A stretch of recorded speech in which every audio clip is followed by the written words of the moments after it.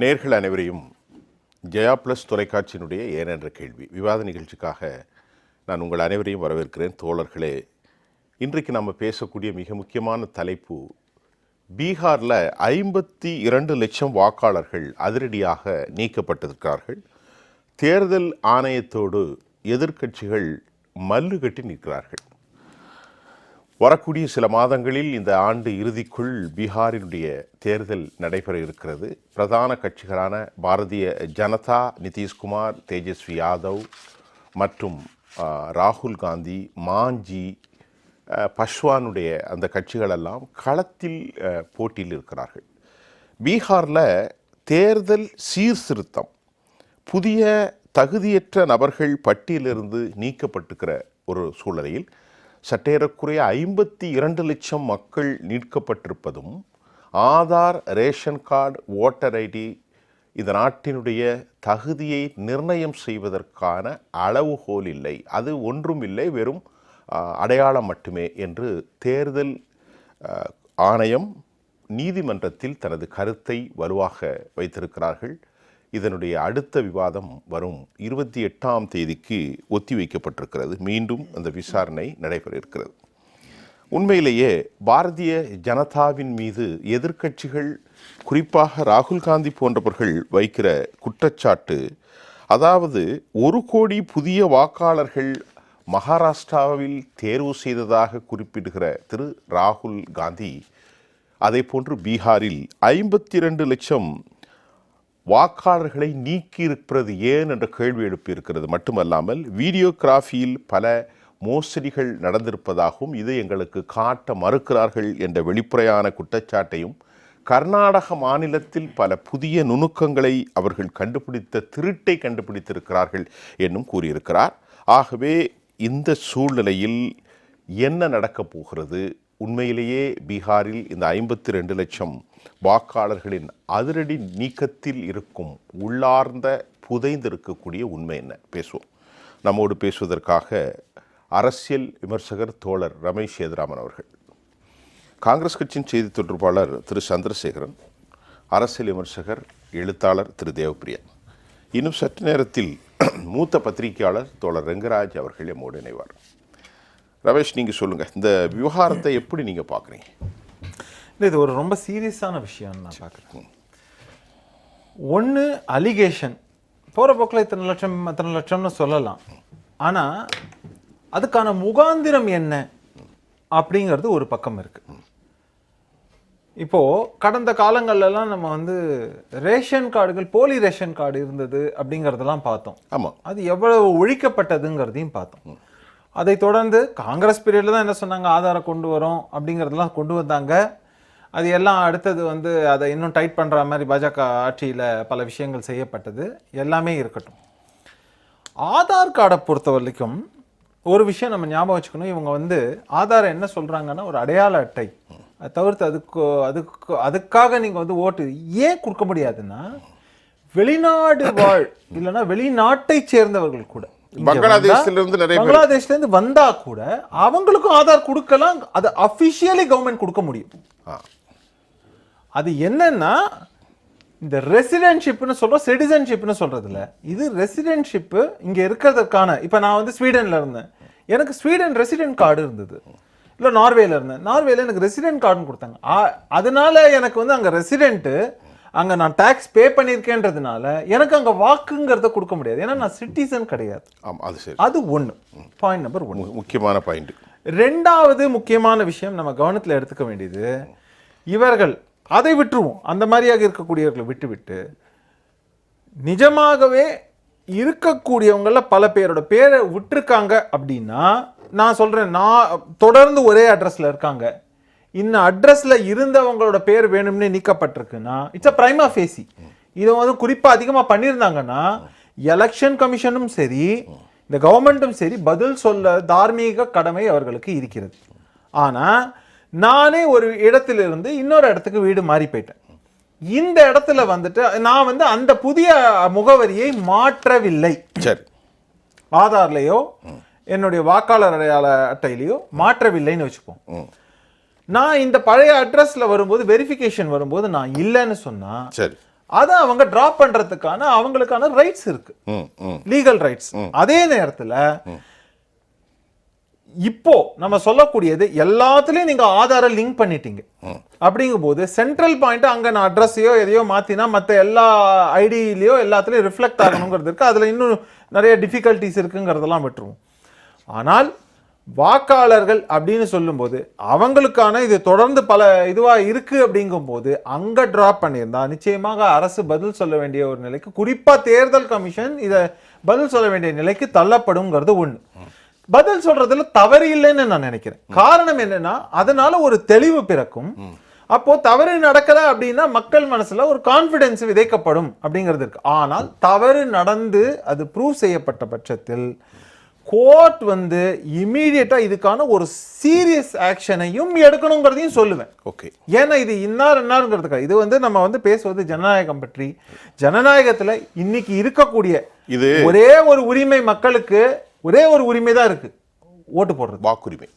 பாக்கி எதுலையுமே உங்களுக்கு இப்ப இதே கிடையாது. அப்படிங்கும் போது இந்த ஜனநாயக உரிமையாவது பாதுகாக்க வேண்டியது நிச்சயமாக மக்கள் கிட்ட அதே மாதிரி இந்த நம்பிக்கையை விதைக்க, அதாவது அரசுக்கும் கடமை இருக்கிறது, பொதுமக்களுக்கும் கடமை இருக்கு, எல்லாருக்கும் கடமை. இட் வுட் ஹேவ் அ கம்ப்ளீட்டா, இது என்ன ஒரு சாதாரண விஷயமாக நம்ம கடந்து போயிடக்கூடாது, போக முடியாது. நிச்சயமா கூட. சரி, சந்திரசேகரன் காங்கிரஸின் சார்பில்.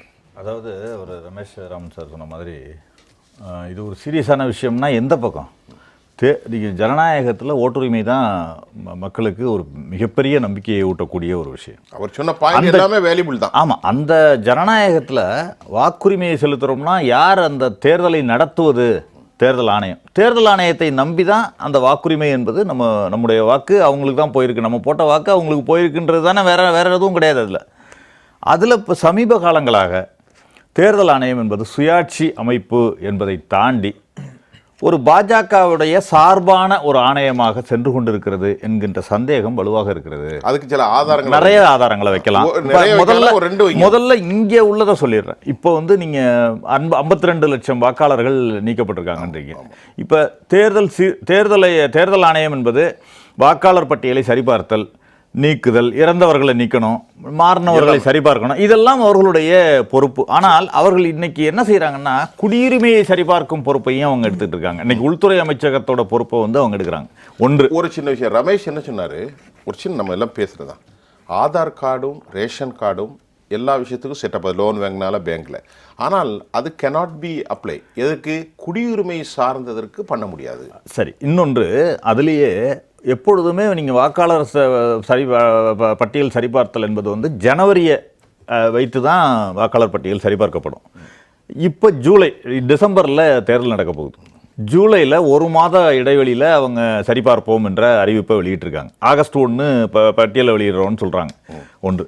இரண்டாவது, இந்தியாவிலேயே பார்த்தீங்கன்னா புலம்பெயர்ந்த தொழிலாளர்கள் அதிகம் உள்ள இடம் வந்து பீகார் தான். 30% நீங்க நாடு முழுவதும் இருக்காங்க. நீங்க தமிழ்நாட்டிலே எடுத்துக்கங்க. அவர்களுடைய வாக்கு உரிமை என்பது பாதிக்கப்படும் என்பதுதான் இதுல முதல்ல சொல்லப்படுகின்ற விஷயம். ஏனென்றால் அவங்க வந்து இடம் மாறி போறவங்க, இப்ப நீங்க பிரதமர் மோடி அவர்கள் இருக்காரு 10 வருடமா டெல்லியில தான் இருக்காரு, பிரதமரா இருக்காரு. ஆனா அவர் வாக்கு செலுத்துறது காந்தி நகர்ல, குஜராத்ல. அவருடைய வாக்கு நீக்கப்பட்டு இங்கு வரணுன்றது கிடையாது. அவருடைய வாக்கு தெளிவா அங்க காந்தி நகர்ல சொல்றதுக்கு வேலிடு. ஆனா ஒரே ஒரு விஷயம் மட்டும் சொல்லணும். நம்ம வந்து இந்த ரேஷன் விவகாரம் சொன்னோம் பாத்தீங்களா, இந்தியா புறம் எங்க வேணா புலம்பெயர் தொழிலாளர்கள் பண்ணிக்கலான்னு. ஒருவேளை அந்த ரேஷன் இப்போ 30% சொன்னாரு பீகார் இதுல இருக்கக்கூடிய 30%, அதனாலதான் அவ்வளவு நம்பர் அதிகம். இப்ப அவங்க தமிழ்நாட்டுக்கு வந்துட்டாங்கன்னா அவங்க அட்ரஸ் எதையும் மாத்தல. எனக்கு இப்ப குடும்பத்தோட சமயத்துல பேருவாங்க. ஏன்னா அவங்க எல்லாம் செய்யறது எதுக்காக வராங்கன்னா வீடு கட்டுறதுக்காக வருவாங்க. அந்த வீடு கட்டுறது, இந்த மாதிரி கன்ஸ்ட்ரக்ஷனோ மற்ற விஷயங்களுக்கோ, இன்னைக்கு நமக்கு வந்து மற்ற வேலைகளுக்கும் பேசிக் ஒர்க்கு கூட நமக்கு வந்து அந்த மாதிரியான ஊர்ல இருந்து ஆளுங்க வராங்கும் போது அவங்களுக்கு என்ன மாதிரியான சுச்சுவேஷன் இருந்தால் இன்னைக்கு ரேஷன் கிஷன் வாங்கணும்னா ஆட்டோமேட்டிக்கா இங்க வந்து எல்லாத்தையும் ஒரு இதுல சிஸ்டம்ல அட்ரஸ் மாத்தினாங்கன்னா ஆட்டோமேட்டிக்கா ரிஃப்ளெக்ட் ஆகுது. ஆகுது. அப்போ என்ன ஆகுதுன்னா அவங்க அதை வந்து அந்த ரெக்கார்டை வச்சு அவங்க ஈஸியா வந்து இல்ல இவங்களுக்கு இல்ல சொல்ல முடியும். சொல்ல முடியும்ங்கிறது பாயிண்ட். அதுதானா இல்லையாங்கிறது அரசு தெளிவுபடுத்தட்டும். இல்ல என்ன உங்களுக்கு இரண்டு செய்திகள்ங்க. அவங்க புலம்பெயர்ந்த தொழிலாளர்கள்ன்றவங்க பீகார்ல தான் இல்லிட்ரேட்டும் அதிகம். சரி, கல்வி அறிவு குறைவாக உள்ள மாநிலமும் அங்கதான். நீங்க இப்ப கேட்டிருக்கிற 11 டாக்குமெண்ட்ல Aadhaar, ration card, driving licence இது மாதிரி விஷயங்கள் தான் உங்கள்கிட்ட இருக்கும். நீங்க பர்த் சர்டிஃபிகேட் கூட வச்சிருக்க மாட்டாங்க. அது என்னங்க இல்ல பர்த் பதிவு அதிகம் குறைவாக இருக்கிற மாநிலமும் அதுதான். சரி, பிறப்பை வந்து பதிவு செய்கின்ற மாநிலங்களில் குறைவாக இருக்கின்ற மாநிலமும் பீகார் தான். ஜிடிபி குறைவு எல்லாமே குறைவாக இருக்கும் பொழுது நீங்க அங்க நீங்க இந்த இம்ப்ளிமெண்ட் பண்றப்ப இது வந்து எல்லாவற்றையும் பாதிக்கும். நீங்க ஒரு தேர்தல் ஆணையம் என்பது வாக்காளர்களுடைய உரிமையை பாதிக்காத வகையில் செயல்பட வேண்டும். வாக்குரிமையை பாதிக்க கூடாது. சந்திரசேகர் நீங்க சொல்றது எல்லாவற்றையும் பாதிக்கும். சரிதான். இப்போ இந்த 52 லட்சம் பேர்ல 18 லட்சம் பேர் இறந்திருக்கிறாங்க. 18,70,000 பேர் 18 லட்சம் வச்சுக்கிறோம். 19 வருது. ஒரு 7 லட்சம் பேர் வந்து வெவ்வேறு இடங்களுக்கு புலம்பெயர்ந்திருக்காங்க. அப்போ ஒரு 26 லட்சம் பேர் வேற ஒரு இடத்துக்கு மேல இருக்கு இல்ல நான் கேட்கணும் சார் ஒரு சின்ன கேள்வி. இப்போ இதெல்லாம் வந்து குவாலிஃபை பண்ண வேண்டியது உண்மையான டியூட்டி தான் ஒரு தேர்தல் அதிகாரத்துல. இது எப்படி நீங்க எதிர்க்கட்சிகள் பயப்படுற நோக்கம் என்ன? இது எல்லாத்துக்கும் உரியதானே? இல்ல இதுல பிஜேபி வாக்காளர்கள் இருப்பார்கள். நான் சொல்றத கேளுங்க. காங்கிரஸ்காரர்களும் இருப்பார்கள், எல்லாரும் இருப்பாங்க இறந்து போனவங்கள. நான் சொல்றது புரியுதா? அப்ப இதுக்கு ஏன் எதிர்க்கட்சிகள் குய்யோ முறை என்று சத்தம் போட வேண்டும், அலறுகிறார்கள்? அதற்கு காரணம் வந்து முதல்ல ஹரியானா 12 தொகுதிகளில் முறைகேடுகள் நடந்துச்சுன்னு காங்கிரஸ் கட்சி ஆதாரத்தோடு கொண்டு தேர்தல் ஆணையத்தை சப்மிட் பண்றோம். ஹரியானால முதல்ல கடைசியாக நடந்த சட்டமன்ற தேர்தலில் 12 தொகுதிகளில் முறைகேடு நடந்துச்சு அப்படின்னு சொல்லி சப்மிட் பண்றோம். அதை தேர்தல் ஆணையம் எந்த விதமான நடவடிக்கையும் எடுக்கவில்லை. கிடப்பில் போட்டார்கள். ஒன்று. இரண்டாவது, மகாராஷ்டிராவில் பெரிய அளவில் கிட்டத்தட்ட 1 கோடி வாக்காளர்கள் புதிய வாக்காளர்கள் சேர்க்கப்பட்டார்கள். முதல்ல 40 லட்சம் சொன்னாங்க. இன்னைக்கு ராகுல் காந்தி கிட்டத்தட்ட 1 கோடி அவர் சொன்னாங்க. 1 கோடி வாக்காளர்கள் சேர்க்கப்பட்டாங்க. அதுல ஆதாரப்பூர்வமாக பல தகவல்களை திரட்டி கொண்டு போய் தேர்தல் ஆணையத்திட்ட கொடுக்குறப்ப ஒரு குறிப்பிட்ட ஒரு இது சொன்னோம்னா 85 தொகுதிகளில் 78 லட்சம் வாக்காளர்கள் 5லிருந்து 6 மணிக்குள்ள வாக்களிச்சிருக்காங்கன்ற தகவலை தேர்தல் ஆணையம் வெளியிட்டது. கடைசி 1 மணி நேரத்தில் 78 லட்சம் வாக்காளர்கள் 85 தொகுதியில் வாக்களிச்சிருக்காங்கன்னு வந்தது. அதில் சராசரியாக எடுத்துக்கிட்டிங்கன்னா ஒரு வாக்குச்சாவடியில் 600 பேர் வாக்களிச்சிருக்காங்க. சராசரியா நான் ஆவரேஜா சொல்றேன். ஒரு வாக்குச்சாவடியில் 500 இருக்கலாம். ஒரு 500 பேர் நின்னா எப்படி இருக்கும்னு தெரியும். அப்போ ஒரு வாக்குச்சாவடிக்கு எண்ணிக்கையே 1500 தான். ஆமா, அது 1200 குறைச்சிருக்காங்க. ஆமா, அதுல எத்தனை பேர் வாக்களிச்சிருக்காங்க? 600 பேர் சராசரியா 5லிருந்து 6 நீங்க சொல்றது 50% வாக்களிச்சிருக்காங்க. 5 மணில இருந்து 6 மணி. அவங்களுக்கு சராசரியா நீங்க 1 நிமிடம், நான் வந்து 2-3 நிமிடம் ஆகும் ஒருத்தர் வாக்களிக்கிறதுக்கு, நான் 1 நிமிடமே வச்சுக்கிறேன். வச்சிருந்தாலே 10 மணி ஆயிருக்கும் நீங்க அவங்க வாக்களிச்சு முடிக்கிறதுக்கு. நைட்டு இரவு. அவங்கள சரி அப்படியே வாக்களிச்சாங்கன்னு வச்சுப்போம். அப்படியே வாக்களிச்சாங்கன்னு வச்சுப்போம். நீங்க அந்த சிசிடிவி ஃபுட்டேஜை கொடுங்க. நீங்க வைக்கலன்னு ஓட்டு போட்டுருப்பாங்கல்ல, நீங்க இந்த சிசிடிவி வந்து எல்லா இடங்களிலும் இருக்கு. டிஜிட்டல் இந்தியா தானே, டிஜிட்டல் இந்தியா. நீங்க தேர்தல் ஆணையத்தை முன்பு வந்து எப்பொழுதுமே இது மாதிரி வழக்கு தேர்தல் ஆணையத்து சம்பந்தமாக கோர்ட்ல வழக்கு தொடுத்தோம்னா சிசிடிவி ஃபுட்டேஜை சப்மிட் பண்ணுவாங்க எங்க கோர்ட்ல. இப்போ அதற்கு ஒரு சட்ட திருத்தம் கொண்டு வந்து சிசிடிவி ஃபுட்டேஜை தர தேவையில்லை அப்படின்னு ஒரு திருத்தத்தை தேர்தல் ஆணையத்துக்கு சாதகமாக இந்த அரசு செய்திருக்கிறது. இப்ப சந்தேகம் வருது.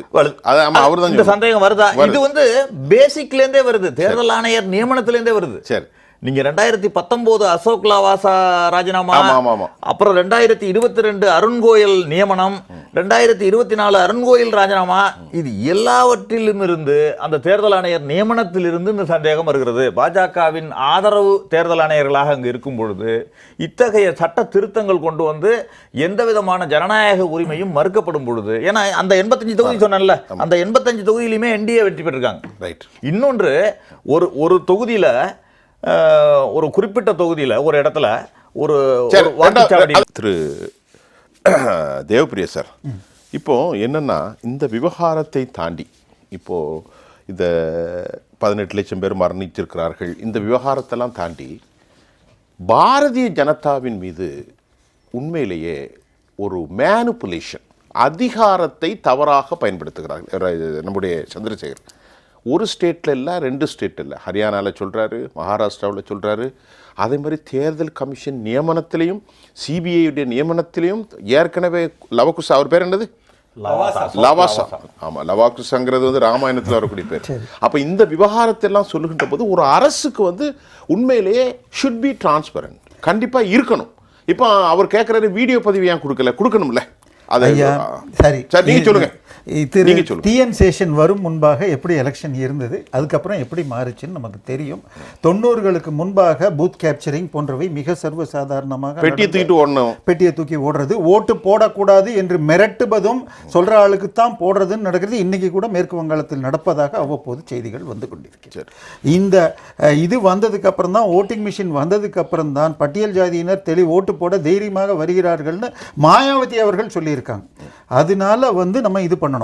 ஒன்னே ஒன்று, ஓட்டிங் மிஷினை வச்சுட்டு தான், இவிஎம் வச்சு தான் ஓட்டு போடணும்னு கேஸ் போட்டு ஜெயிச்சு பண்ணது செல்வி ஜெயலலிதா அவர்கள். அவங்க பண்ணதில் தான் 2001 2004 தேர்தல் நடந்தது. 2004 ஆட்சியில் இருந்த பிஜேபி தோற்று போச்சு.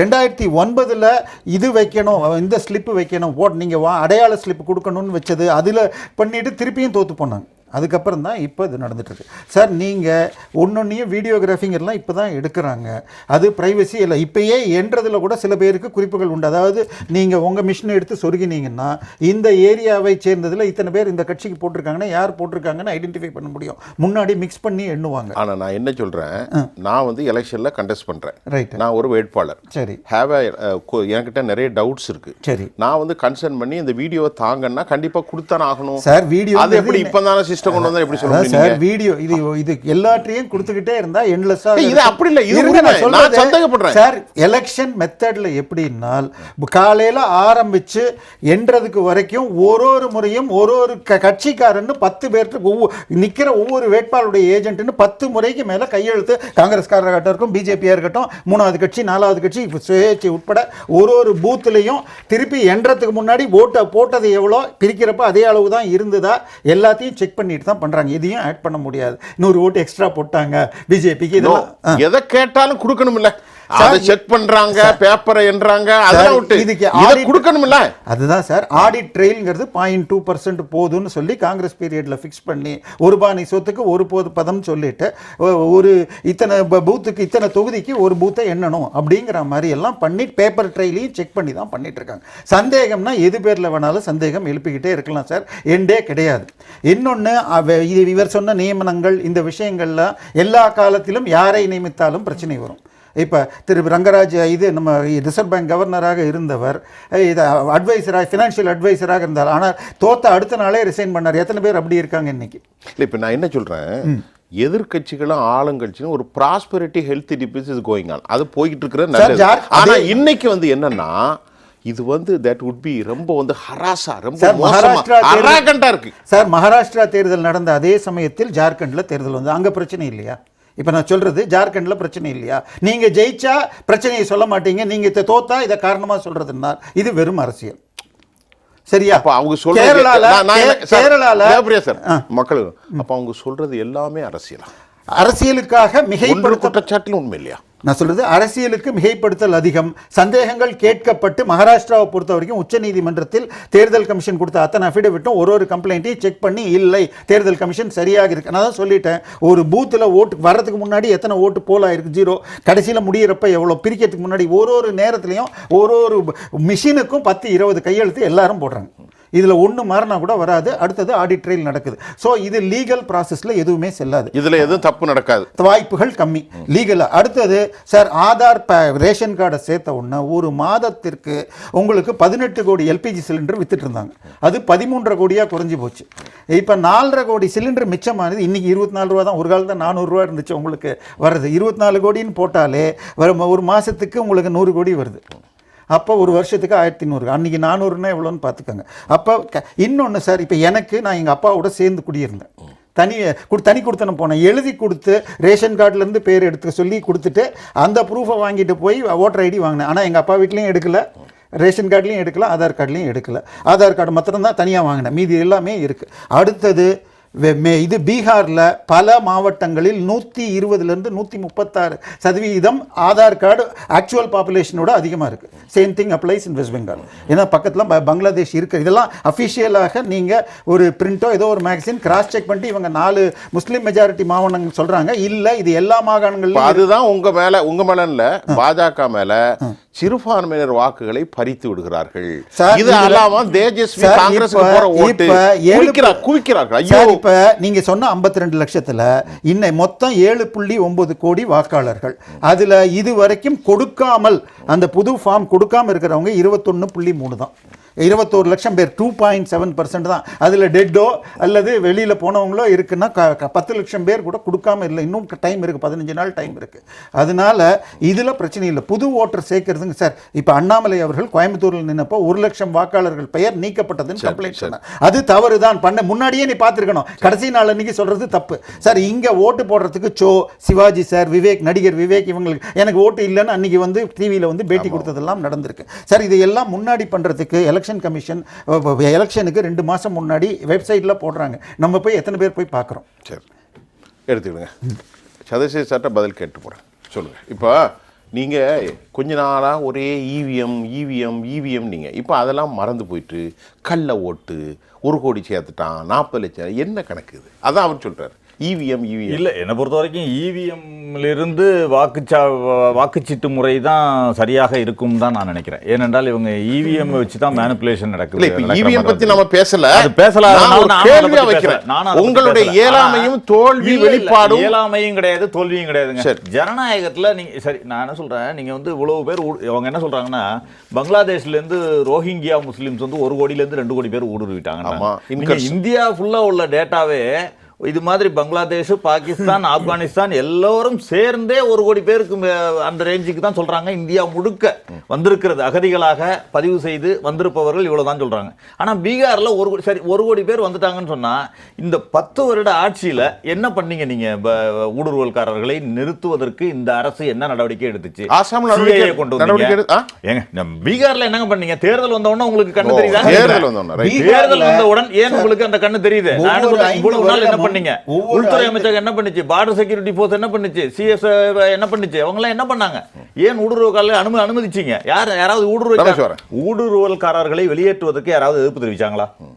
நீங்க அதை சொல்லுங்க. இன்னைக்கு நீங்க என்ன நினைக்கிறாங்கன்னா, அங்கு ஏராளமான சிறுபான்மை முஸ்லீம்கள் பங்களாதேஷிலேருந்து உள்ள வர்றாங்க, அவர்களுக்கு எல்லாமே பெற்றுக் கொடுக்கிறார்கள். இப்போ இதுல அரசியல் கணக்கும் உண்டு, தேச பாதுகாப்பு கணக்கும் உண்டு, இல்லைன்னு சொல்ல முடியாது. வெளிநாட்டுல இருந்து ஒரே வந்து உள்ள உட்கார்ந்தா இங்க இருக்கிறவனுக்கு பிரச்சனை. அதையும் தாண்டி வாக்கு அவர்களுக்கு அளிக்க மாட்டார்கள் என்ற அரசியல் சுற்றமும் இருக்கலாம்ல. அது சரி, எது வேண்டுமானாலும் இருக்கட்டுங்க. மொத்தத்தில் இருக்கிறவர்கள் அதில் எல்லாவற்றையும் சேர்த்துட்டீங்கல்ல. நீங்கள் புலம்பெயர்ந்த தொழிலாளர்கள், அது எல்லாவற்றையும் கொண்டு வந்துட்டீங்க. கொண்டு வரப்ப அந்த வாக்குரிமை, அவர்களுக்கான வாக்குரிமை பாதிக்கப்படுதா இல்லையா? இன்னைக்கு நான் புலம்பெயர்ந்த தொழிலாளர்களை பற்றி சொன்னேன். அங்கே லிட்ரேட் எப்படி லிட்ரஸி எப்படி இருக்கு, இது எப்படி இருக்கு, எல்லாமே சொன்னேன். பிறப்பு சான்றிதழ் கேட்குறீங்க. அங்கே பிறப்பு சான்றிதழ் பதிவே பண்றதில்ல, பாதி பேர் பதிவு பண்றதில்லைன்ற டேட்டா இருக்கு. அதே மாதிரி குடும்பத்தோட இங்க வர்றதில்ல யாருமே. நீங்க சொன்ன மாதிரி குடும்பத்தோட வந்து இங்க வேலை செய்யறதில்ல. எல்லாம் வீட்டுக்கு ஒத்த 2 பேர் வர்றாங்க வந்து வேலை செய்யறவங்க ஃபுல்லாவே. வீட்டுக்கு 4 பேர் இருந்தாங்கன்னா 2 பேர் இங்க வேலை செய்யறான், 2 பேர் அங்க இருப்பான். அது ஏதோ விவசாயமோ வேற ஏதோ பண்ணுவான். அந்த 2 பேருக்கான உரிமை பாதிக்கப்படுது. நீங்க இன்னைக்கு இதுக்காக போய் பதிவு பண்ணல. இது வந்து இந்தியாவுடைய அரசியல் அமைப்பு சட்டம் 326 படி ரொம்ப சிக்கல். அதாவது ஒரு வாக்களிப்பாளர்களை தடுக்க முடியாது, தடுக்கவும் கூடாது. தடுக்கும் வேலை தான் அவங்க பண்றாங்க. நீங்க மகாராஷ்டிரால இவ்வளவு கம்ப்ளைண்ட் கொடுத்ததை வேடிக்கை பார்த்த தேர்தல் ஆணையம் இன்றைக்கு இங்கு வந்து 52 லட்சம் பேரை நீக்கியதை, 1 கோடி புது வாக்காளர்கள் சேர்க்கப்பட்டாங்க, போலி வாக்காளர்கள் சேர்க்கப்பட்டிருக்காங்கன்னு சொன்னதை வந்து எடுத்துக்கொள்ளாத தேர்தல் ஆணையம் இங்கு வந்து நான் ரொம்ப ஸ்ட்ரிக்டா இருந்து நாங்களாம் நீக்க போகிறோம் உச்சநீதிமன்றத்தில் அபிடவிட் போடுதுன்னு சொன்னா, இவங்க போடுற அபிடவிட் எல்லாம் உச்சநீதிமன்றம் ஏற்றுக்கொள்கிறது. அவ்வளவுதான். இதுல ஒன்றும் பெரிய கருத்து ஒன்றும் கிடையாது. நீங்க உச்சநீதிமன்றம் சொல்லிடுச்சுன்னு இவங்க சொல்றாங்க. உச்சநீதிமன்றம் சொன்னதெல்லாம் இவங்க கேட்கறாங்களா? அதே உச்சநீதிமன்றம் தானே உச்சநீதிமன்ற தலைமை நீதிபதி, பிரதமர், எதிர்க்கட்சி தலைவர் கொண்ட குழு நியமிக்கணும் தேர்தல் ஆணையர்னு சொன்னாங்க. ஏன் அதை இவங்க ஏத்துக்கல? இவர்களுக்கு தேவை என்றால் உச்சநீதிமன்றம் சொல்லிவிட்டது என்று சொல்லி அதே தானே இவங்க தானே ஏத்துக்கிட்டாங்க. அந்த ராமர் கோயில் இப்ப இந்த சிஸ்டம் இம்ப்ளிமெண்ட் ஆகுதுன்னு வைங்களேன், ஆகுதுன்னு வைக்கல. இப்போ கடைசியா நமக்கு கிடைச்ச ஒரு கருத்து கணிப்புப்படி தேஜஸ்வி யாதவ் 40%, நிதிஷ்குமார் 15%, வேறு பிரசாந்த் கிஷோர் 18, பிஜேபி 10 இருக்கு. ஒரு கணக்கு, அது உண்மை பொய்ங்கிறதுல பல கருத்து கணிப்புகளில் இது காங்கிரஸுக்கும் தேஜஸ்வி கூட்டணிக்கும் பெரும் பாதிப்பை ஏற்படுத்த போகிறது என்று நான் ஒரு கேள்வி வைக்கிறேன். இப்போ இப்படி நிறைய பேரை நீங்கள் சொல்கிற மாதிரி எங்களுடைய வாக்காளர்கள் தள்ளுபடி பண்ணிட்டாங்க அப்படின்னு சொன்னால் நீங்கள் தோற்று தானே போவீர்கள், தோல்வியை சந்திக்க போகிறீர்கள். அதுதாங்க தேர்தல் ஆணையத்தை வச்சு நான் என்ன சொல்றேன், இவங்க தேர்தல் ஆணையத்தை வச்சு தேர்தலில் இவங்க ஜெயிச்சிட்டாங்கன்னு முன்பே அனௌன்ஸ் பண்ணிடலான்றேன். இப்படி தேர்தல் நடத்துவது நீங்க தேர்தல் ஆணையத்தின் மீது நம்பிக்கை இல்ல, வீடியோ தரமாட்டான்னு சொல்லிட்டீங்க. இப்ப எல்லாம் நடைமுறை படுத்த போறாங்க. அப்ப நீங்க தோல்வி அடைஞ்சிட்டீங்க. தோல்வி அடைய மாட்டோம். ஏன்னு எப்படி ஜெயிப்பீங்க? இல்லங்க, நான் மக்கள் எழுச்சி ஏற்பட்டு விட்டால், புரட்சி ஏற்பட்டு விட்டால் கண்டிப்பாக இதெல்லாம் தடை செய்யப்படும். அது ஒரு எழுச்சி வரும், நடக்கும், கண்டிப்பா நடக்கும். நீங்க சொன்ன மாதிரி ஈரான்ல எழுச்சி வந்த மாதிரி வருங்கிறீங்க. அதுக்கு ஒரே 60 ஆண்டுகள் கீழ இருந்த நாடு இப்ப வேகமா ஒரே எழுச்சி வந்து இல்லங்க. மகாராஷ்டிரால ஒரே ஒரு பூத்துலங்க, நான் ஒரு உதாரணத்துக்கு சொன்னேன், ஒரு பூத்துல ஒருவர் காங்கிரஸ் பிரமுகர் ஏற்கனவே அங்கே லோக்கலில் தலைவராக இருந்திருக்காரு. எல்லாம் அந்த ஏரியாவில் இது வரைக்கும் வேற கட்சிக்கு ஓட்டு போட்டதே இல்லை, காங்கிரஸுக்கு தான் ஓட்டு போட்டிருக்காங்க. ஆனால் ஒரு ஓட்டு கூட அந்த பூத்தில் பதிவாகலை சார். அந்த மக்கள்லாம் போராடுறாங்க சார், எங்களுக்கு ரீஎலெக்ஷன் வையின்னு. இப்போ இடைவேளைக்கு முன்னாடி ஒரு கேள்வி, சுருக்கமாக பதில். இவ்வளவு நடந்தாலும் நீங்கள் வெற்றி பெறுவீர்கள் என்று உறுதியாக நம்புகிறீர்கள்? கண்டிப்பாக போராட்டம் தானங்க. அதாவது இது மாதிரி கண்டிப்பாக கடைசி வரைக்கும் ஜனநாயகம் போராடி தான் ஆகணும். ஒரு அரசாங்கம் இப்போ வெளிநாடுகளில் ஒரு நிமிஷம், டெமோக்ராட்டுக்கும் ரிபப்ளிக்கும் இடையில செனட்லையும் காங்கிரஸ்லையும் நிறைய டிசென்ட் போயிட்டு இருக்கு. ஆனால் இங்கே என்னன்னா பார்லிமெண்ட்ல போனால் பேச விட மாட்டாங்கிறீங்க. வாக்கு விவகாரத்தில் இந்த மாதிரி பிரச்சனை. இதுக்கு முந்தைய இந்திய அரசியலில் இப்படி ஒரு சூழலை நாங்கள் பார்த்ததில்லை. இந்த 10 ஆண்டுகளில் எதிர்கட்சிகளும் இது 1930s ஜெர்மனியில் நடந்த ஹிட்லர் ஆட்சி மாதிரி தான் இருக்குங்க. ஏன்னா கொஞ்சமாக சுயாட்சி அமைப்புகள் எல்லாம் சிதைக்கப்பட்டு சர்வாதிகாரத்தை நோக்கி நகர்ந்து கொண்டிருக்கிறது தான் நான் சொல்லுவேன். நம்மோடு இணைக்கிறார் திரு பத்திரிகையாளர் திரு ரங்கராஜ் அவர்கள். சார், இப்போ இந்த பீகாருடைய விவகாரத்தை குறித்து நாங்கள் தொடர்ந்து பேசிக்கொண்டிருக்கோம். ஒரு பத்திரிகையாளராக அதில் என்னங்கிறத தகவலை சொல்லுங்கள். நான் கேள்வி வைக்கிறேன், உங்களுக்கு தெரியும் இந்த தலைப்பில் என்ன நடந்துக்கிட்டு இருக்கு இன்னைக்கு. இப்போ பீகாரில் பல என்ஜிஓஸ் அவங்க செமினார் சர்வே மக்களிடம் 14 மாவட்டங்களில் போய் சர்வே எடுத்து அந்த மக்களோட உரையாடலுக்கு பிறகு அந்த மக்கள் சொன்ன பல செய்திகளை அவங்க வெளியிட்டிருக்காங்க. சரி, அதில் பெரும்பாலும் கிராமப்புற மக்களிடம் இந்த பிறப்பிற்கான ஆதாரங்கள், அதுவும் சிலது 97லேருந்தே கேட்குறாங்க. பிறந்த இடம், பெற்றோர்கள் பிறந்த இடம், அவங்களுடைய பிறந்திற்கான சான்றிதழ்கள், இதெல்லாம் பெரும்பாலும் இல்லாதவங்க. கிட்டத்தட்ட ஒரு 30% மேல் மக்கள் அதுபோல் எந்த ஆவணங்களும் இல்லாமல் வாழ்கிறாங்க. இவங்கெல்லாம் பாகிஸ்தான்லேருந்து வந்தவங்களோ பங்களாதேஷ்லேருந்து வந்தவங்களோ கிடையாது. ஆனால் பலர் ஒரு குறிப்பிட்ட சமூகத்தை சார்ந்தவர்களாக இருப்பதாக அவங்க கண்டுபிடித்திருக்கிறார்கள். அதாவது இஸ்லாமியர்கள். ஆமாம், சொல்லப்போனால் அவங்கள இப்போது அந்த அமைப்புகள் அவங்க வெளியிட்ட அறிக்கையில் என்ன சொல்கிறாங்க, நேஷ்னல் சிட்டிசன்ஷிப் ரெஜிஸ்டர், இந்த என்சிஆரை மறைமுகமாக அதை கொண்டுறாங்க. அதுதான் இதோடைய நோக்கம். அது பீகார்லேருந்து தொடங்குறாங்க. ஏன் பீகாரில் மட்டும் தொடங்குறாங்கன்னா, இப்போ எலெக்ஷன் வருது. அங்கே நிதிஷ்குமாருக்கு உண்மையிலே பயம், தோல்வி பயம்னு வந்துடுச்சு. அந்த தோல்வி இப்போ இந்தியாவில் உத்தரப்பிரதேஷ், பீகார் 2 பெரிய மாநிலங்களுடைய ரிசல்ட் பெரும்பாலும் அடுத்த பாராளுமன்ற தேர்தலுடைய முடிவுகளை யூபி, பீகார் கிட்டத்தட்ட நிர்ணயிக்கிறது. நிச்சயமா இப்போ யூபியில் சமாஜ்வாதி கட்சி பெரும்பான்மை பெற்றுவிட்டது இப்போ சென்ற பாராளுமன்ற எலெக்ஷனில். இப்போ பீகார் நிதிஷ்குமார் இந்தியா கூட்டணி கோட்டை விட்ட நிதிஷ்குமாரை போய் திரும்பி கூட்டு வந்ததுனால பீகார் எலெக்ஷன் ரிசல்ட்டை மாற்றிட்டாங்க. இப்போது இது இருந்தும் அசெம்பிளியில் பீகாரில் தோல்வி பெற்றாங்கன்னா நாடு முழுக்க ஒரு செய்தி என்ன போகும்னா, யூபி, பீகார் போன்ற பெரிய மாநிலங்களில் பாஜக அதோட கூட்டணி செல்வாக்கு இழந்து விட்டது அப்படின்னு சொன்னால் அதுலேருந்து இறங்குமுகமாக மக்கள் பார்க்க ஆரம்பிச்சிருவாங்க. அதனால அந்த ஸ்டேட்டை கண்டிப்பாக ஜெயிச்சாகணும். அதெல்லாம் சைக்கலாஜிக்கலாக பீகார் அவங்க குரூஷியல் நினைக்கிறாங்க. அதனால தான் நிதிஷ்குமார் போனாலும் திரும்பி கூப்பிட்டு வராங்க. 2 முறை ஆயிடுச்சு. ஏற்கனவே ஒரு முறை அவங்க தேர்தலில் வெற்றி பெற்றாங்க அந்த கூட்டணி. நிதிஷ்குமாரை திரும்பி கொண்டு வந்தாங்க. திரும்பி போனார், ஆர்ஜேடியோட சேர்ந்தார், மறுபடியும் அவர் திரும்பி கூப்பிட்டு வந்திருக்காங்க. ஏன்னா அவங்களுக்கு பீகார்ன்றது ரொம்ப நேஷ்னல் பொலிட்டிக்கல் சிச்சுவேஷனில் பீகார் ரொம்ப அவசியம், ரொம்ப முக்கியம், மையப்புள்ளி. அதனால தான் ஏன் இப்போ ஏற்கனவே நீங்கள் இந்த எலெக்ஷன் கமிஷன் பார்த்து நடவடிக்கைலாம் ரொம்ப ஆச்சரியமாக இருக்குது. சம்மரி ரிவிஷன் முடிஞ்சு அதில் செய்ய வேண்டியதெல்லாம் சம்மரி ரிவிஷனில் செஞ்சுருக்கலாம். அதெல்லாம் செய்யலை. சம்மர் ரிசர்வேஷன் முடிஞ்சு இல்லை ஜனவரியில் முடிஞ்ச பிறகு இப்போது தேர்தலுக்கு முன்னால் அதை கொண்டுறாங்க. இப்போது இதில் முக்கியமான விஷயங்கள் நீங்கள் பார்த்தீங்கன்னா, ஒரு ஜட்ஜே சொல்கிறாரு, இந்த கேஸ் விசாரிக்கிற ஒரு ஜட்ஜே சொல்கிறார், நீ கேட்ட ஆவணங்கள் எங்கிட்டே இல்லைன்றார். ஓஹோ, என் வீட்டில் இல்லை, என் பெற்றோர்கிட்டையும் இல்லை. நாங்கள் என்ன வெளிநாட்டிலேருந்து வந்தவங்களா?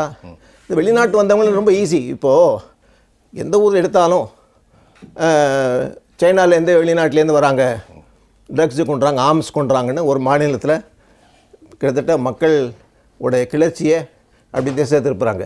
உங்களுக்கு தெரியும், அதுக்குள்ளே நம்ம போகல.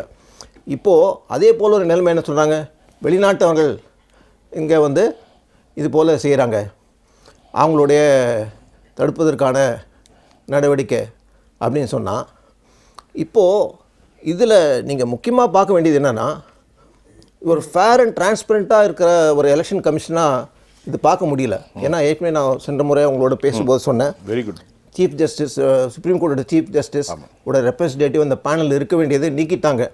ஸோ அதுலேருந்தே உள்நோக்கம் தெரியுது. ஸோ படிப்படியாக என்ன பண்ணுறாங்கன்னா, அந்த எலெக்ஷன் கமிஷனில் இப்போ சிலர் என்ன நினைக்கிறாங்க, எலக்ட்ரானிக் ஓட்டிங் மெஷினில் தவறு நடக்குதுன்னு. ஆக்சுவலாக என்னை பொறுத்தவரை தவறு எங்கே நடக்குதுன்னா, ஓட்டிங் லிஸ்ட்டில் தவறு நடக்குது. அதுதான் இப்போ வந்து மகாராஷ்டிராலையும் இங்கே வந்து வெளியே வருது. ஏன்னா ஏன் எலெக்ஷன் கமிஷன் சார் டிஎன் சேஷன்லாம் சொன்னாங்க, ஒரு நாள் 2 நாளில் நாடு தழுவிய தேர்தல் டிஎன் சேஷன் நடத்தினார். இவ்வளோ கம்ப்யூட்டரும் இல்லாத வசதிகள், இவ்வளோ ஹெலிகாப்டர், இவ்வளோ நவீன வசதிகள், இவ்வளோ கம்ப்யூட்டர்ஸ், இவ்வளோ டிஜிட்டல் இல்லாத காலத்தில் 2 நாள்லாம் முடிச்சிருக்காரு டிஎன் சேஷன் எலெக்ஷனை. இப்போ ஏன் மல்டி ஃபேஸ் எலெக்ஷன் வைக்கிறாங்க? ஒரிசாலாம் 4-5 ஃபேஸ் வைக்கிறதுக்கான காரணம் என்ன? வெஸ்ட் பெங்காலில் 6 ஃபேஸ் 7 ஃபேஸ் ஏன் வைக்கிறாங்கன்னா, அது என்ன சந்தேகம் உருவாக்குதுன்னா, சில ஓட்டர் லிஸ்ட்டில் சேர்க்கப்பட்டு சில நீக்கிறாங்க, அது ஒரு பிரச்சனை. மேலும் பலர் சேர்க்கப்பட்டு வேறு பல பூத்துக்கு சென்று, அந்த காலத்தில் சொல்லுவாங்க, ஒரு குறிப்பிட்ட கட்சியை சொல்லுவாங்க, ஒருவர் வந்து 10 பூத்தில் போய் ஓட் போட்டு வருவார்னு. நான் 20 ஓட்டு போட்டேன், நான் 20 பூத்தில் போய் ஓட் போட்டேன், 15 போட்டேன், இவங்களுக்குள்ள போட்டியெல்லாம் பேசிகிட்டு இருப்பாங்க. பெருமையானது ஒரு காலம் உண்டு. பெருமையா? ஆமாம், பெருமையா. ஆமாம். இப்போ இந்த மல்டி ஃபேஸ் எலெக்ஷனுக்காக வந்து தள்ளி போடுறதுக்காக, இப்படி ஸ்ப்ரெட் அவுட் பண்ணதுக்கான காரணங்கள், இப்படி லிஸ்ட்டில் பல்வேறு இடத்துல ரெஜிஸ்டர் பண்ணிக்கிட்டு அங்கே போய் செலுத்துகிறாங்களோ அப்படின்னு ஒரு சந்தேகம் தான் வருது. உண்மையான சந்தேகம் வருதுன்னா, ஒரிசாவில் 4 ஃபேஸுக்கான அவசியமே கிடையாது. அப்போது ஏன் வந்து சில மாநிலங்களில் தேர்தல் ஒத்துக்கிறாங்க, முடிவை ஏற்றுக்கிறாங்க, சில மாநிலங்களில் ஏன் முடிவில் ஏற்றுக்கல அப்படின்னு சொன்னால், இப்போ இதில் இந்த ப்ராசஸில் நீங்கள் 5% 7% வந்து மாற்றலாம். இந்த அடிஷ்னல் ஓட்டர் லிஸ்ட்டில் கொண்டு வந்து ஆட்களை சேர்த்து ஓட் போட வச்சு இதெல்லாம் செஞ்சு சில 5% மாற்றினாலே தேர்தல் முடிவு கம்ப்ளீட்டாக முடிஞ்சு. சில மாநிலங்களில் 5% மாறினா போதும். பெரிய மத்திய பிரதேஷ், ராஜஸ்தான், சத்தீஸ்கரில் 2 கட்சிக்கு இருக்கிற டிஃப்ரென்ஸ் வந்து இவங்க 40, அவங்க 43, 44, 4 to 5% மாறினா அந்த ரிசல்ட்டே மாறிடுது. பெரிய டிஃபிட் கிடையாது, ஆனாலும் டிஃபிட் தான், டிஃபிட் ஆயிரும். ஆனால் ரொம்ப எகென்ஸ்டாக ஓட் போட்டாலும் கர்நாடகாவில் ஒரு ரிவல்ஷன், இந்த 43% கமிஷன் இதெல்லாம் வந்து ஒரு பெரிய ரிவர்ஷன் வந்து 10-15% ஸ்விங் எகென்ஸ்டாக போயிடுச்சுன்னா 4-5% மேனிப்புலேட் பண்ணால் கூட அங்கே செல்லுபடி ஆகாது. இதுதான் இருக்குது ஏதாவது நிலைமை. அதாவது இப்போ நீங்க ரொம்ப வேல்யூபிளான பாயிண்ட் சொல்லிருக்கீங்க ரங்கராஜ் சார். தமிழ்நாடு, தெலுங்கானா, வெஸ்ட் பெங்காலில் ஏகோபித்த ஆதரவு ஒரு மாநில கட்சிக்கு ஏகோபித்த ஆதரவு வரும்போது இந்த 5%, 4%, 5% செஞ்சானா அது பத்தாது, அது கடலில் போட்டு பெருங்காயம் மாதிரி ஆயிடுது. அதுதான் நடக்குதுன்னு ஒரு சந்தேகம் வருது. இப்போ இந்த முறை எது டார்கெட் செய்யப்படுதுன்னா, நான் என்ன கேட்டுக்கிறேன்னா, பாரதிய ஜனதா கட்சி வெளிப்படையாக அவங்களோட நோக்கம் என்னன்னு தெரியுது. வெளிப்படையாக we are for Hindu Rashtra, Hindu Rashtra அமைக்க விரும்புகிறோம், மற்ற சமூகங்கள்லாம் எங்களுக்கு தேவையில்லை. யோகி ஆதித்யநாத் சொல்கிற மாதிரி எங்களுக்கு தேவையில்லை, நாட்டில் இல்லாமல் வேறு வெளிநாட்டுக்கு பங்களாதேஷ், பாகிஸ்தான் அனுப்பணும் முயற்சி இருந்தாலும் அது செய்யலாம். ஆனால் Hindu rashtra is only for Hindus அப்படின்னு பிரகடனம் பண்ணி தேர்தல் அறிக்கையாக வெளியிட்டு, சரி, அந்த தேர்தல் அறிக்கை ஏற்றுக்கொள்ள கட்சிகளை கூட்டணியில் என்டிஏல சேர்த்துக்கிட்டு இவங்களோட தேர்தல் சந்தித்து மக்கள்கிட்ட போய் பேசுவோம், மக்கள் ஆதரவு பெறட்டும், பேசுவோம். மக்கள் ஆதரவு பெற்று அந்த மேண்டேட்டோட வந்தானா சரி, they have right to to all these things. Okay Ramesh sir, நீங்கள் அவர் சொன்னதுக்கு பதில் சொல்லுங்கள். இல்லை, சார் சொல்கிறது வந்து எனக்கு ரொம்ப வியப்பாக இருக்குது. ஹிந்து ராஷ்டிரா ஃபார் ஹிந்துஸ் அப்படின்னா, ஒரு சகோதரராக உங்களுக்கு பல நண்பர்கள் வந்து இதில் இருப்பாங்க, மிடில் ஈஸ்ட் கண்ட்ரீஸில், இங்கேருந்து போய் அங்கே வேலை செய்கிறவங்க எல்லாம் இருப்பாங்க. அவங்களையே அரபிக்கள் ஒரு உதாரணத்துக்கு சொன்னால், அவங்க நம்ம ஊர்லேருந்து போகிற முஸ்லீம்களை கூட எதுவாக பார்க்குறாங்க? அவன் இந்து தான் இந்துஸ்தான். அதாவது நம்ம வந்து அந்த அந்த ஒரு ஃபவுண்டேஷன்ங்கிறது ஒன்று தான் இல்லை அவர் அதனால இன்னைக்கு அது இந்து ராஷ்டிரா தான் சொல்லுவேன். ஏன்னா இந்து ராஷ்டிரா இருந்தால் மட்டும்தான் இந்த சகிப்புத்தன்மையும் எல்லா ரிலீஜியஸ் அக்செப்டன்ஸும் இருக்குங்கிறது ஒன்று. அவர் வந்து நீண்ட கால விஷயத்தை சொல்றாரு. இப்போ அவர் இதுக்கு மேலே கருத்துக்களை சொன்னார் இல்லையா, இந்த 7% 7% ஸ்விங் ஆகுறது, அப்புறமா வந்து ஆர்டினன்ஸ் கொண்டு வந்து ஒரு நியூட்ரல் ஃபேஸை எராடிகேட் பண்ணது. எதில்? தேர்தல் கமிஷன்ல நியூட்ரல் ஃபேஸ் கண்டிப்பா இருக்கணும். அதெல்லாம் சந்தேகம் வருது. சந்தேகம் வருது. இப்போ சந்தேகம் வருது. இல்ல நிச்சயமா வரும். ஒரு வெளிப்படையான தன்மை இல்லை. அது எங்க ஆரம்பிச்சதுங்கிறதையும் நம்ம பார்க்கணும். முதல் விஷயம், நம்ம டிஎன் சேஷனை சொல்லலாம், இல்லைன்னா வந்து டிஎஸ் கிருஷ்ணமூர்த்தி அவர்களை சொல்லலாம். இந்த மாதிரி பல சிறந்த இவங்கெல்லாம். ஆனா அதே இதுல இன்னைக்கு சொல்றாங்க லவாசா பல பேரெல்லாம் சொன்னாரு. ஒரு காங்கிரஸ் பீரியட்ல ஒருத்தர் அதே மாதிரி தான் எலெக்ஷன் கமிஷனர் ஒருத்தர் வந்தார். அவர் பேர் சம்பத்னு பேர். ஆனா அவர் சம்பத்தா ஜன்பத்தான்னு கேட்பாங்க. ஜன்பத் 10 நம்பர் 10 ஜன்பத் சம்பத்தா அப்படின்னு கேட்பாங்க. ஏன்னா அவர் வந்து அப்படி ஃபேவரபிளா, அதாவது ஒரு சிலருக்கு ஒரு சில இன்க்ளினேஷன்ஸ் இல்ல. ஒரு வீடு மட்டும் இல்ல, அதுதான் அவருக்கு எடுத்து கொடுத்தவங்க இருந்திருக்காங்க. இல்ல அதுக்கு தான் சொல்றேன் சார், ஒரு நிமிஷம் அப்படியே இருந்து போட்டு அது வந்து பல கட்சிகள் சார்ந்த எம்பிக்கள் வீடு கொடுப்பாங்க. கடந்த காலம் ஒண்ணே அதுக்கு தான் நம்பர் 10. இந்தியாவுடைய அரசியலமைப்பில் லெஜிஸ்லேஷன், எக்ஸிகியூட்டிவ், ஜுடிஷியரிங்கிறது மக்களால் தேர்ந்தெடுக்கப்பட்ட, அதனால் அவருடைய ரெப்ரசன்டேஷன் ஈஸியர் தேர்ந்தெடுக்கிறதுல வேணுங்கிறது இல்லை. ஏன்னா ஜட்ஜஸ் தங்களையே தேர்ந்தெடுக்கிறாங்க. கொலிஜியத்தில் மாற்றுவதற்கு 18 ஸ்டேட்ல இது அமெண்ட்மெண்ட் காங்கிரஸ் சப்போர்ட். இல்ல இப்போ ரமேஷ் சார் வரேன். இப்போ நான் நேரம் இருக்கிறது. இப்போ இந்த அரசாங்கம் வந்த பிறகு தேர்தல் கமிஷன் மட்டும் அவங்களுக்கு புரோவா இருக்கிற குற்றச்சாட்டு, நீதிமன்றங்களோடு ஏராளமான முரண்கள், இதெல்லாம் ஒரு ஹெல்த்தியான கண்ட்ரிக்கான ஒரு எஸ்டாப்ளிஷ்மெண்டா சார்? எல்லா நேரத்திலும் எல்லா காலத்திலும் இது இருந்திருக்கிறது. இன்னைக்கு மீடியா கொஞ்சம் ஈஸியா இருக்கிறதுனால கையிலேயே இருப்பதனால சிபிஐ என்பது அவர் பேசிட்டு வர்றாரு, நான் குறுக்கிட்டது மன்னிக்கணும் அவர். சரி சரி, சிபிஐ என்பது கேஜ் டைகர்ங்கிறது போன பீரியட்ல தான் கேட்டனால அப்படின்னு வந்து எல்லா காலத்திலும் எல்லா காலத்திலும் இருக்கிறது. இது இருக்கு. ரமேஷ் சொல்லுங்க. இப்போ நீங்க உங்கள்கிட்ட கேட்கிற கேள்வியில அவர் வைத்த குற்றச்சாட்டுக்கு பதில் சொல்லுங்க. இல்ல இப்போ திரும்ப சொல்லக்கூடிய 5% சொன்னது கரெக்ட் தான். என்னன்னாக்க எந்த மாதிரியான ஒரு இன்ஃப்ளூயன்சிங் ஃபேக்டர், ஒரு உதாரணத்துக்கு சொல்றேன். இவர் சொன்னார் இல்லையா, வாக்காளர்களை ரிமூவ் பண்றாங்கன்னு, இல்லைன்னா ஒரு இடத்துல இருந்து இன்னொரு இடத்துல மூவ் பண்றாங்கன்னு அவர் சொல்ல இல்ல, நாடு ஃபுல்லா சொல்றாங்க, சொல்லப்படுது அப்படிங்கறத நான் சொல்றேன். ஆனா உண்மையிலேயே நடந்த விஷயத்த நான் உங்களுக்கு சொல்றேன். இப்போ ஒரு இதுல சந்திரசேகர் சார் சொன்ன ஒரு பாயிண்டையும் இது பண்ணிக்கணும். வெஸ்ட் பெங்கால்ல நம்ம சொல்றோம் இல்லையா, ரோஹிங்கியாஸ் மட்டும் இல்ல, இல்லைன்னா வெஸ்ட் பெங்கால்ல இருந்து வந்த இல்லீகலா உள்ள வந்தவங்களுக்கு அவங்களுக்கு பார்த்தீங்கன்னா ரேஷன் கார்டுலேருந்து ஸ்டெப் பை ஸ்டெப் பண்ணுறாங்க.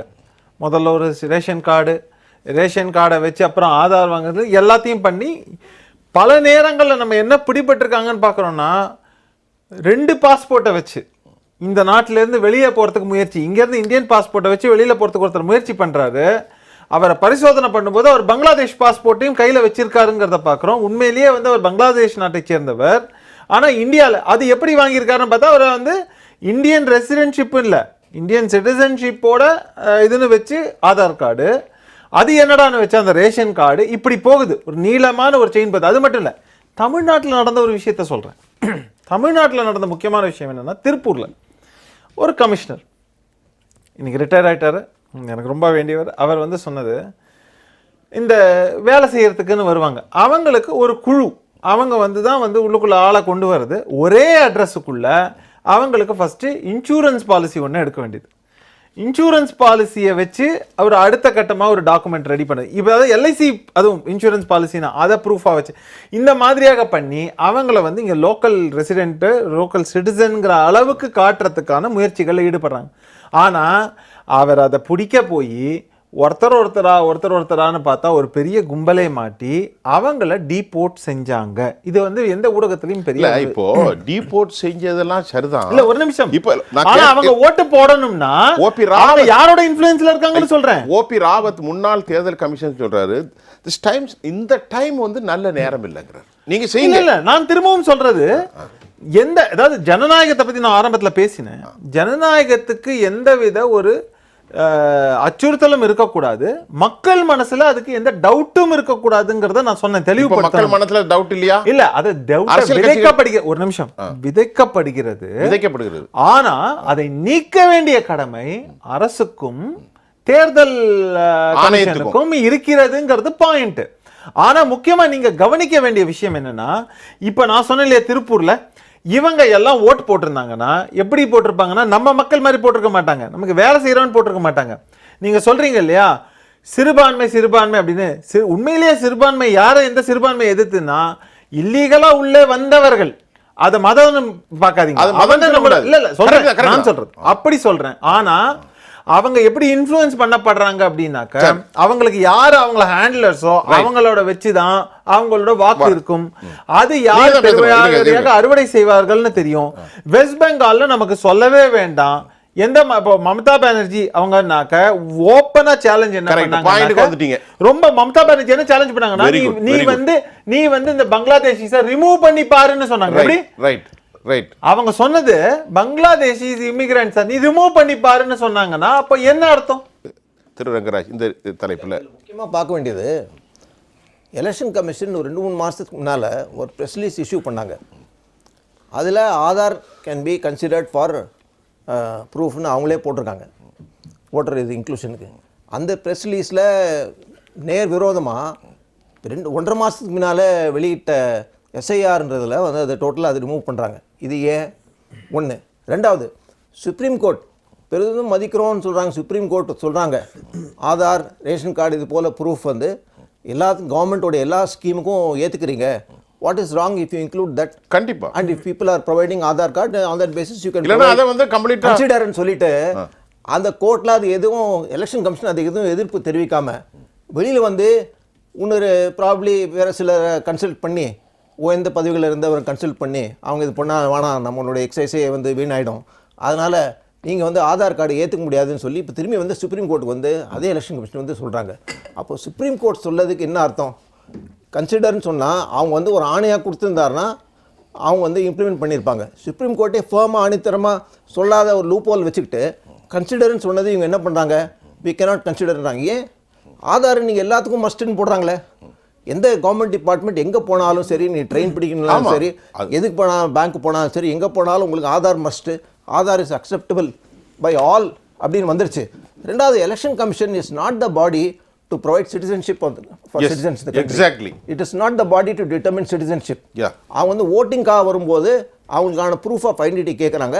என்ரோல் பண்ணும்போது அவங்க அட்ரஸ் ப்ரூஃப் மற்ற ப்ரூஃப்லாம் கேட்குறாங்க. அதில் ஆதாரம் வைக்கிறாங்க, ரேஷன் கார்டு வைக்கிறாங்க, எபிக் எலெக்ஷன் கமிஷனோட கார்டும் காட்டுறாங்க, இவ்வளவும் காட்டுறாங்க. ஆனால் அதெல்லாம் ஏற்றுக்க மாட்டேன்னு எலெக்ஷன் கமிஷன் இப்போ திடீர்னு சொல்ல வேண்டிய அவசியம் என்ன?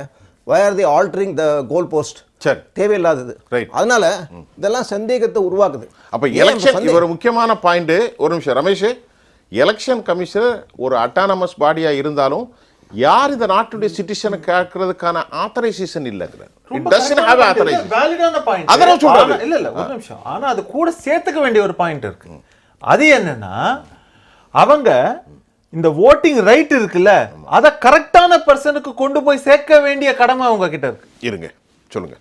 இல்லை, ஒன்று ஆதார் எடுத்துக்கலான்னு நான் திருப்பி முன்னாடியே சொன்னேன். அவர் வரத்துக்கு முன்னாடி பீகாரிலும் வெஸ்ட் பெங்காலிலும் சராசரியாக 120லேருந்து 136% பாப்புலேஷனோட அதிகமாக ஆதார் கார்டு எனுமரேஷன் இருக்கு. அப்போ அதை எப்படி எடுத்துக்க முடியும்? இன்னொன்று சார் ஒரு நிமிஷம், அப்போ எல்லாத்துக்கும் ஆதார் அப்ளிகபிள் ஆகுங்கிறத எடுத்துரும். இல்லை, எடுக்கக்கூடாதுன்னு சுப்ரீம் கோர்ட் தீர்ப்புகள் இருக்கு. இருங்க, இப்போ கேஸ் பற்றி இப்போ வந்து ஒரு பிரச்சனை வந்திருக்கு. இப்போ ஏற்கனவே கேஸ் ரெஜிஸ்டர் பண்ணி வாங்கினதும் கூட நீங்கள் ஃப்ரெஷ்ஷாக வந்து அங்கே வந்து உங்கள் ஆதார் ப்ரூஃபை காட்டுங்க அப்பதான் இல்லனா அது வந்து போகஸ் எல்லாத்துக்கும் இப்போ நடந்துட்டு இருக்கு. Right. இப்போ நீங்க சார், ஒரு 130% வரைக்கும் கூட்டம் இருக்கு. சேருது. அதை சரி பார்க்கணும்னா உடனே என்சிஆர்னு சார் எடுத்தாரு. அடுத்தது 30% மக்கள் கிட்ட எதுவுமே ஆதாரமே இல்லைன்னு சொன்னாரு. இன்னைக்கு தேதியில 2.7% ஓட்டர்கள் தான் ஸ்லிப்ப கொடுக்கல. இப்போ உங்க அப்பா இருக்காங்க, இருக்கிறாங்களா இல்ல, ஓகே ரைட், இருக்க வச்சுக்கோங்க. 1942 43 பிறந்திருப்பாரு. இப்போ அவருக்கு ஒரு 82 83 வயசு இருக்கும். அவருக்கு பர்த் சர்டிஃபிகேட் எங்க இருந்திருக்கு சார்? எனக்கே கிடையாது. உங்களுக்கு கிடையாதுல? ரைட், அந்த நான் வரேன். நான் கேக்குறேன். ஒரே நிமிஷம். வாங்க, sir, birth sir. certificate is I valid. am a citizen. Sir, I have a right ஒரே to vote நிமிஷம். for so and so sir, party. every 5 years ஒரு நிமிஷம். complete checkup பண்றது நார்மல் எல்லா ஸ்டேட்லயும் நடக்கும். பீகார்ல 2003க்கு அப்புறம் நடக்கல. அதற்காக ஸ்பெஷல் இந்த தடவை பண்றாங்க. இல்ல, இது ரொம்ப ரெடிகுலஸா இருக்க. இருங்க சார், நான் சொல்றது 1943 சம்மரி ரிவிஷன் பண்ணலாங்க சார். Yeah. இந்த ஆடு ஜனவரி சம்மரி ரிவிஷன் பண்ணும்போது நான் கேட்டுக்கலாமே. Summary revision is a proper procedure. அதுல வந்து நீங்க ப்ரூஃப் காட்ட சொல்லிருக்கலாம். சம்மரி ரிவிஷன் முடிஞ்சு ஜனவரில பண்ணி முடிச்சிட்டாங்க சார். 2003 தான் அந்த எலக்டோரல் ரோல் ரெடியான பிறகு இப்போ எலெக்ஷன் 2 மாசத்துக்கு முன்னால இது கொண்டு வேண்டிய அவசியம் சார், என்ன? complete summary revision 2003க்கு அப்புறம் பீகார்ல நடக்கல. அதனால 2003 பேஸா வச்சுக்கிட்டு டாக்குமெண்ட் பத்தாம இருக்கிறவங்களுக்கு 97 1 2 கேக்குறாங்க. மத்தபடியாக Sir, I'm sorry. சார், மத்தபடியாக I'm sorry. எல்லோருக்கும் இந்த 12ல ஏதாவது 2 இருந்தா இப்போ இந்த ஏதாவது ரெண்டு என்னது சார்? இப்ப நீங்க இன்னைக்கு போய் கேட்டீங்கன்னா அட்ரஸ் ப்ரூஃப்க்கு ஆதார் 11க்கு இது ரொம்ப சிக்கலா இல்ல சார், நானே 4 வீடு மாறி இருக்கேன் sir. lot of the confabulation is sir, going on. நானே ஆதார் நீங்க என்ன சொல்றீங்க? 11ல 2 இருந்தா போதும், எல்லாத்தையும் 2 இருக்குமே. ரேஷன் கார்டு இருக்கும், ஆதார் கார்டு சார், இருக்கும். அது எதுக்குன்னு பார்க்கணும் சார். அட்ரஸ் ப்ரூஃப் இப்ப நீங்க கேஸ் ரெண்டு வாக்காளர்ல சேர்றதுக்கு எது இல்லன்னா சேரவே முடியாது சார். கேஸ் அதை சிலிண்டர் சொல்லுங்க. வாங்குனீங்கன்னா அந்த அட்ரஸ்ல இருக்கீங்கன்னு ஆகுது. ஆனால் என்னுடைய ஆதார் ரேஷன் கார்டு எல்லாம் நான் என்னுடைய சொந்த பிளாட்ல பம்மல் அட்ரஸ்ல இருக்கேன். நான் இருக்கிறது திருவான்மையூர். இதான் உண்மை. எனக்கு பம்மல்ல 2 கார்டு இருந்தது, இப்போ 1 கேன்சல் ஆயிருக்கு.